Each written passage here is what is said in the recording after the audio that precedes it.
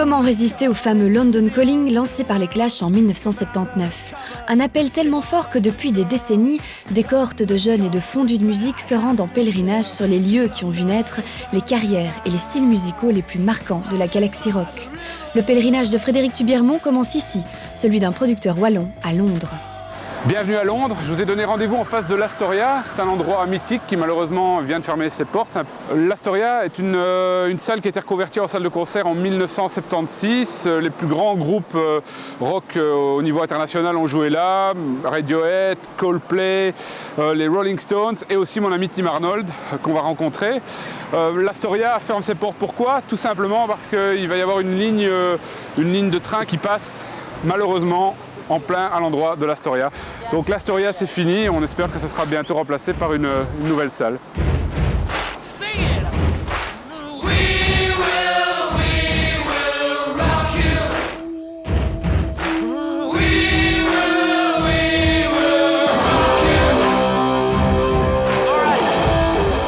C'est après avoir ouvert un club de rock à Mons que Frédéric a décidé d'exporter la musique francophone de l'autre côté de la Manche. Son objectif, faire connaître les groupes auxquels il croit et réaliser leurs rêves en les faisant marcher sur les traces des Beatles.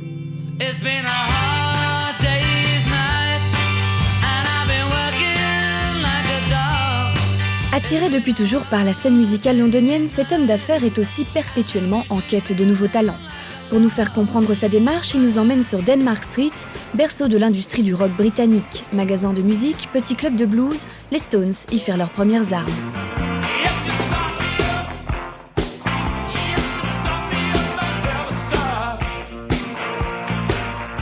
Un producteur, c'est d'abord un coup de cœur, c'est une rencontre, c'est un peu comme tout ce qu'on peut vivre dans la vie, sauf que c'est une rencontre avec un artiste, c'est pas toujours facile. D'ailleurs, les rencontres avec les artistes, faut bien le dire, c'est pas toujours les gens les plus faciles à gérer.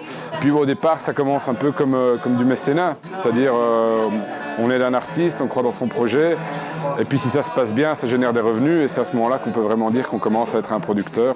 Et comme dans n'importe quelle forme de business, il ne faut pas mettre tous ses œufs dans le même panier. Donc quand on essaie de s'investir dans la musique, on le fait avec plusieurs artistes et on les aide tous autant qu'on peut. Mais il y en a forcément certains qui sortent du lot et puis d'autres non.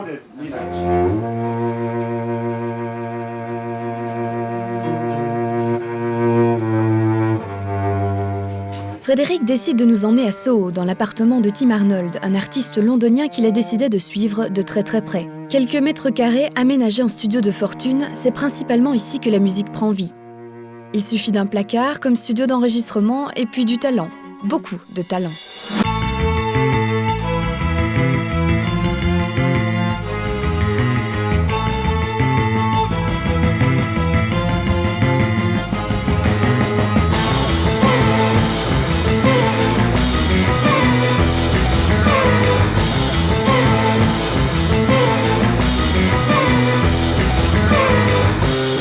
À la grande époque de la Britpop, donc au milieu des années 90, il a formé, alors qu'il était très jeune, qu'il avait 18-19 ans, un groupe qui s'appelait Jocasta, qui à l'époque a eu plusieurs succès ici dans les charts. C'est un groupe qui avait vraiment le vent en poupe, qui était destiné à un bel avenir. Malheureusement, suite à des changements politiques, des changements personnels dans la maison de disques, ils se sont fait virer de la maison de disques le jour où l'album devait sortir dans les bacs.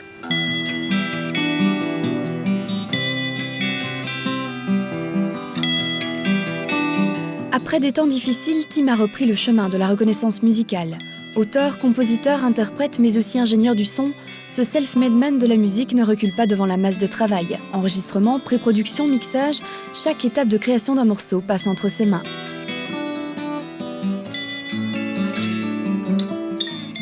Un talent qui doit malgré tout être doublé de détermination et de chance, comme celle de cette rencontre qui pourrait bien tout changer.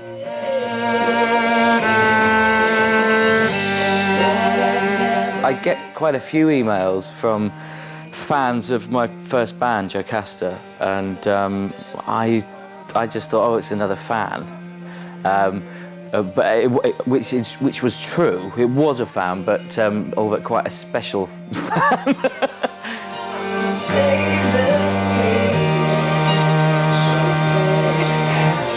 When Fred met me, I was already in a position where I was getting a lot of good luck through, I suppose, just hard work. I have done and am working really hard independently, and through that had already attracted support from musicians like Nick and Jonathan, who've been working with me for the last couple of years, and I suppose that contributed to why Fred wanted to get involved, because actually when Fred met me, there was no label or management or structure around. It was just me on my own, but with a lot of help and support from musicians who, like Fred, believe in my work. First they ignore you, then laugh at you and hate you. Then they fight you, then you win. Mods, glam rock, punk, britpop, quelle que soit la mouvance, Londres a toujours été à l'avant-garde des tendances musicales. Mais Londres, c'est aussi ça.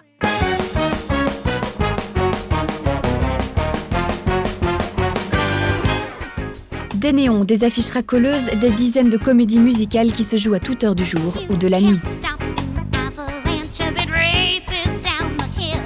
C'est une ville qui est totalement différente des autres. Je dirais, nulle part ailleurs en Europe, on a autant de spectacles musicaux tous les soirs, simultanément, voire même en matinée. Donc c'est vraiment la capitale européenne, voire même à certains égards la capitale mondiale en matière de comédie musicale. On a aussi Broadway, évidemment, aux États-Unis. Et oui, il se dégage de Londres une atmosphère toute particulière. Il suffit de se promener dans les rues pour voir qu'il n'y a que des affiches pour des comédies musicales, qu'on vend des tickets pour des comédies musicales à tous les coins de rue. Il y a véritablement un engouement exceptionnel pour ce genre de spectacle ici à Londres.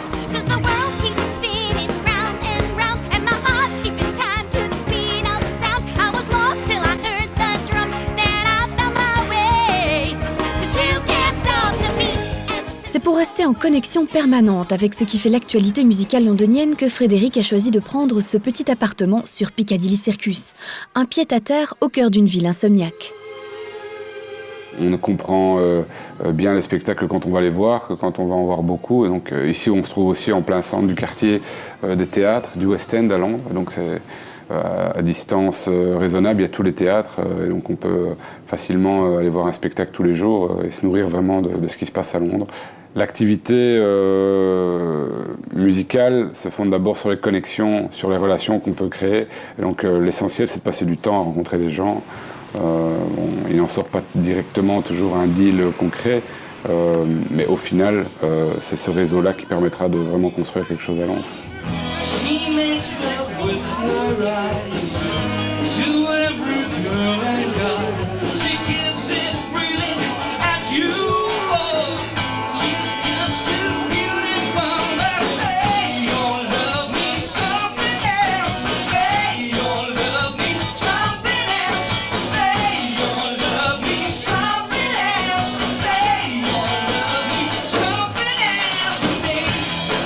Une fois par mois, Frédéric organise un concert au cœur de Soho, sur la plus glamour des scènes londoniennes, chez Madame Jojo.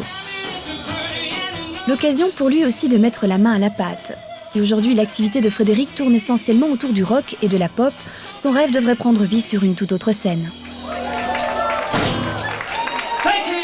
Donc mon ambition, avec les différentes personnes avec lesquelles je serai amené à collaborer à Londres, c'est de produire une comédie musicale. On a déjà un petit projet en cours qu'on va peaufiner. Bon, ça prend du temps, ça peut prendre des années avant d'arriver à quelque chose de concret, parce qu'il faut écrire, réécrire, tester le produit auprès d'autres producteurs, trouver un théâtre pour une première en dehors de la ville, l'amener éventuellement dans le West End, et puis espérer que ça va durer plus de 15 jours, parce que bon, ça coûte évidemment une fortune.